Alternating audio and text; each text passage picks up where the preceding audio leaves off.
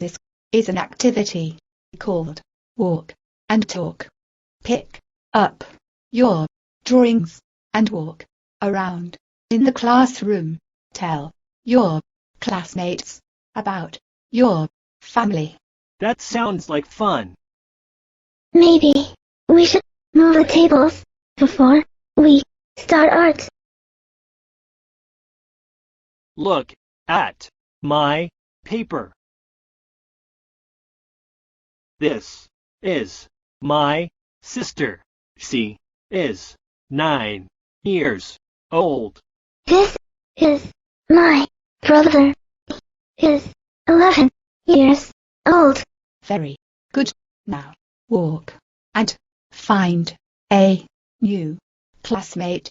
We will do this for 10 minutes. Klik på play i filen herunder, så kan du få opgaven på dansk.